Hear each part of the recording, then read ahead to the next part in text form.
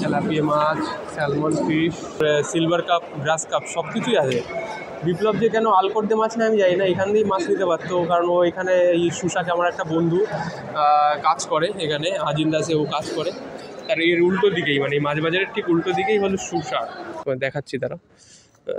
তো মাছ বাজার যেহেতু বাঘার বন্ধুরাও এখানে রয়েছে, বিল্লু, শেরু, ভোলু সবাই আর কি এখানে রয়েছে, সমস্যা নেই। সুশাক দিয়ে সবে আর কি আমি বাইরে বেরোলাম, সুশাকে আর কি মাছ বাজার দিয়ে। তো দেখো জাস্ট আমি এখান দিয়ে বাইরে বেরোলাম, এই গাছটা সোজা ওখান দিয়ে বাইরে বেরোলাম, পেছনে শহর একদম পুরো কুয়েত সিটি আর কি, যেখানে আমি কাজ করি। আমি আসলে এই টাওয়ারটা না, আমি এই টাওয়ারটায়, বুঝতে পারছো কি না জানি না, এই যে গাড়িটা মুভমেন্ট করছে না যেখানে, সেই সোজা যেই টাওয়ারটা, ওখানে আমি কাজ করি। আর আমি এখানে থাকি মাঙ্গাব দিকে। কিন্তু আমি একটা জিনিস বলবো, কুয়েতে সব থেকে যদি সুন্দর জায়গা বলতে পারো, এইটা সব থেকে সুন্দর জায়গার মধ্যে একটা। সামনে হলো সব থেকে লংগেস্ট ব্রিজ মেবি কুয়েতের,